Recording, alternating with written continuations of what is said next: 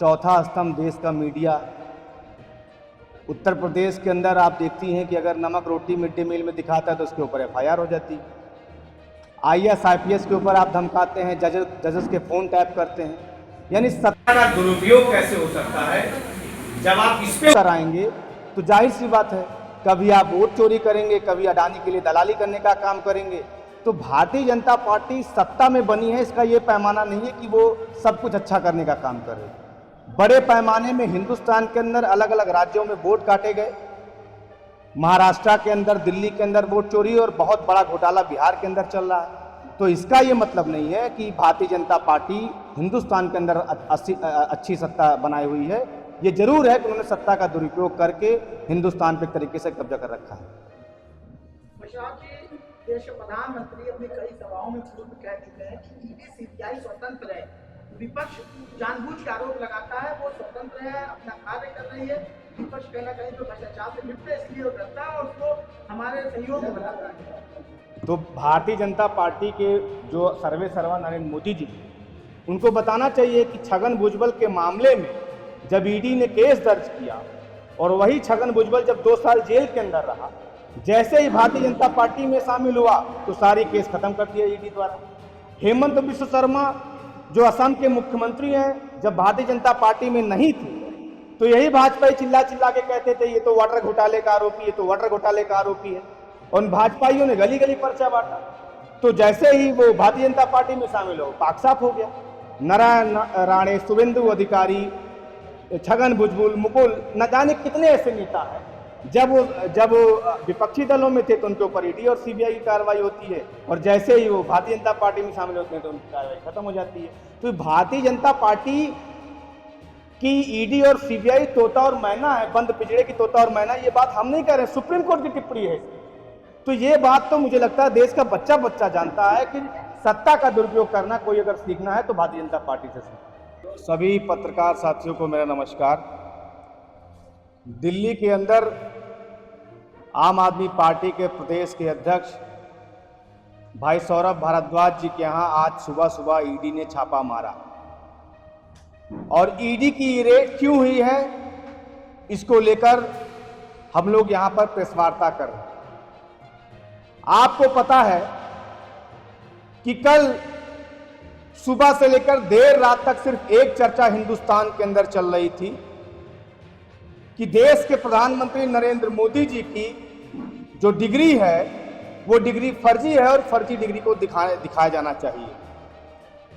CIC ने जो आदेश किया था कि नरेंद्र मोदी जी की डिग्री दिखाए, DU दिल्ली यूनिवर्सिटी दिखाए, उसको लेकर जब एक RTI एक्टिविस्ट ने दिल्ली यूनिवर्सिटी से गुहार लगाई इस बात की कि नरेंद्र मोदी जी की डिग्री को सार्वजनिक किया जाए, तो बजाय डिग्री दिखाने के दिल्ली यूनिवर्सिटी चला जाता है हाई कोर्ट, और हाई कोर्ट ने डिग्री दिखाने से मना कर दिया। अब आप सोचिए, ये वही प्रधानमंत्री जी हैं जिनके कार्यकाल में इस समय SIR चल रहा है बिहार के अंदर, जहां पर हिंदुस्तान के नागरिक को, बिहार की जनता को अपना वोट सिद्ध करने के लिए कि मैं इस देश का, इस बिहार का नागरिक हूं, मतदाता हूं, उसको 11 दस्तावेज देने पड़ रहे हैं। दूसरी तरफ हमारे देश के प्रधानमंत्री, जिनको भारतीय जनता पार्टी के लोग यशस्वी प्रधानमंत्री कहते हैं, वो प्रधानमंत्री जो खुद को महामानव कहते हैं, वो अपनी डिग्री दिखाने से बच रहे हैं। अरे मुझे तो लगता है इस बात पे गर्व होना चाहिए था दिल्ली यूनिवर्सिटी को। अभी जब रेखा गुप्ता जी दिल्ली की मुख्यमंत्री बनी तो दिल्ली यूनिवर्सिटी ने बाकायदा कार्यक्रम रखा कि हमारी एक पूर्व की छात्रा इस समय दिल्ली की मुख्यमंत्री बनी हुई है। आतिशी जी जो दिल्ली यूनिवर्सिटी से पढ़ी हुई हैं, उनको भी सम्मानित किया जब वो मुख्यमंत्री बनी कि हमारे इस यूनिवर्सिटी की एक छात्रा दिल्ली की मुख्यमंत्री बनी हुई। तो मुझे समझ में नहीं आता कि भाई दिल्ली यूनिवर्सिटी इस बात पे क्यों गौरव नहीं फील कर पा रहा है, क्यों अपने आप को गौरवान्वित महसूस नहीं कर पा रहा है कि नरेंद्र मोदी जी उसकी यूनिवर्सिटी से पढ़े हुए छात्र हैं। तो ये बहुत बड़ा प्रश्न चिन्ह कल से देश की जनता खड़ा कर रही थी। अब चूंकि बात आगे निकल चुकी थी तो कैसे अब उसको कंट्रोल किया जाए। तो हुआ वही एक घिसी पिटी लाई, वही अनपढ़ों की जमात ने बिना होमवर्क किए एक सुबह सुबह सौरभ भारद्वाज जी के यहाँ ईडी की छापेमारी कर दी। अब मामला बड़ा दिलचस्प है। भारतीय जनता पार्टी के इशारे पर ईडी जो छापेमारी दिल्ली के अंदर लगभग 31 जगह पे कर रही है, वो मामला है अस्पतालों के निर्माण का। अस्पताल के निर्माण का मामला है, वो अस्पताल जो 2016 से 17 से 18 से बन रहे हैं। और सौरभ भारद्वाज जी मंत्री कब बनते हैं? 2023 में। अब आप सोचिए कि जो व्यक्ति मंत्री था ही नहीं कभी स्वास्थ्य विभाग का, उसके खिलाफ एक जांच बिठाकर, फर्जी जांच कराकर एक तरीके से ईडी मामला बना रही। और आपको और एक बात मैं याद कराऊं, ये जो अस्पताल का मामला है जिसमें अनियमितताएं ईडी दिखाने का कोशिश कर रही है, उस मामले में सत्येंद्र जैन जी जब मंत्री थे, ईडी ने, सीबीआई ने अभी हाल ही में क्लोजर रिपोर्ट लगा दी।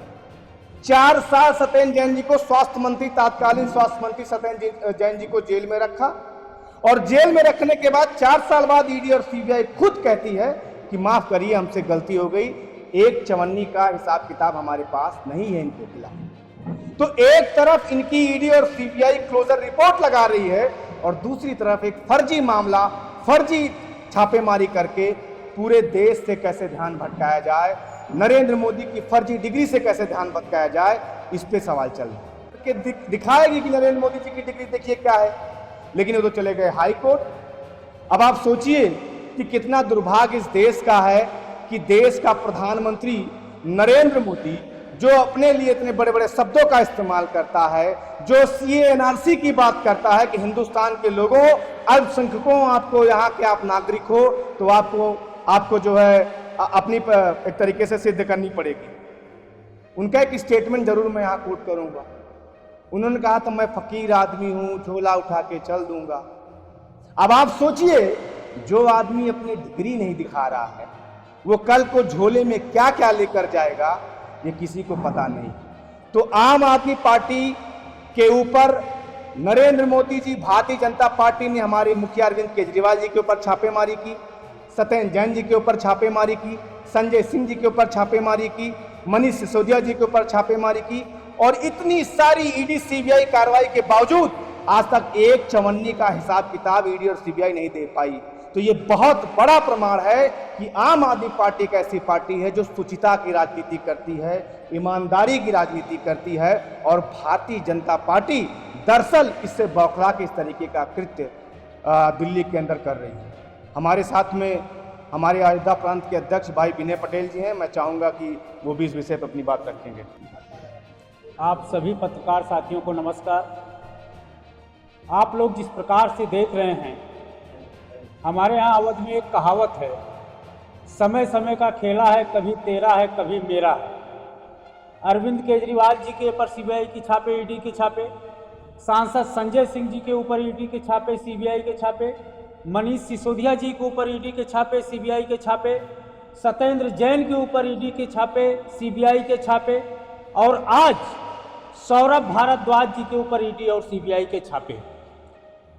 तो जिस प्रकार से नरेंद्र मोदी जी की डिग्री न दिखाना पड़े, इसके लिए ध्यान भटकाने के लिए अपने जो तोते हैं दो, भारतीय जनता पार्टी और नरेंद्र मोदी जी के ईडी और सीबीआई, उनको जो बार बार वो छोड़ते रहते हैं, आज जिस प्रकार से सौरभ भारद्वाज जी के घर पर ईडी के छापे हुए हैं, और मीडिया चैनलों पर क्या चला, दर्जनों ठिकानों पर सौरभ भारद्वाज की ईडी और सीबीआई के छापे पड़े हैं। भाई, उनका एक छोटा सा घर है दिल्ली के अंदर।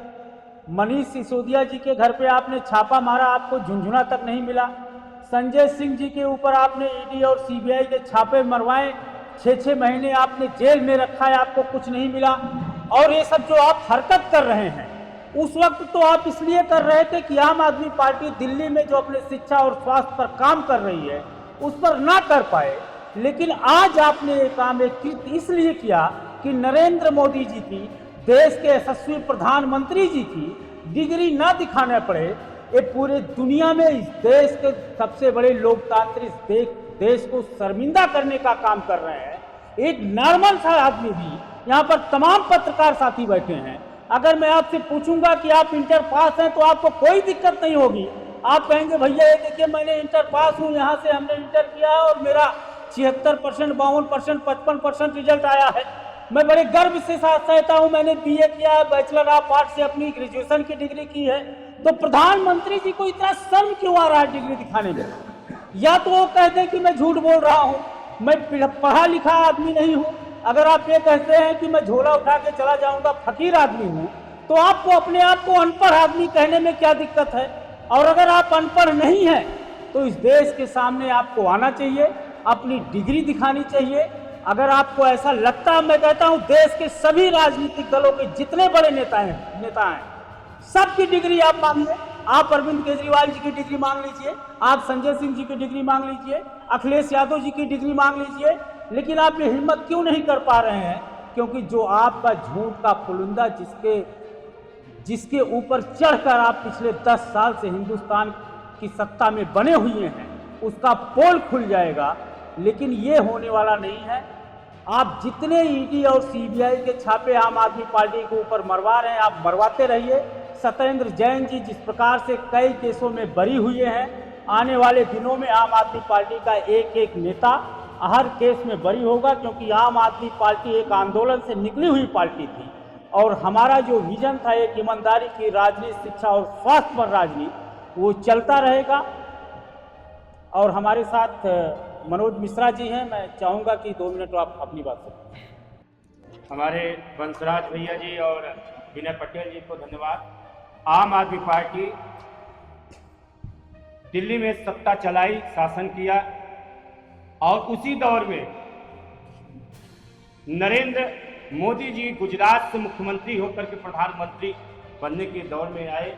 2014 में उन्होंने सरकार बनाया, लेकिन डर उनको इस बात से हो गया कि वह पढ़े लिखे नहीं है और एक पढ़ा लिखा मुख्यमंत्री जो है 2015 में जो है माननीय अरविंद केजरीवाल जी बने। हमारा देश अशिक्षित रहा, नेताओं ने रखा, लेकिन आज शिक्षित हो रहा, शिक्षा और स्वास्थ्य पर राजनीति करना चाहता हमारा देश।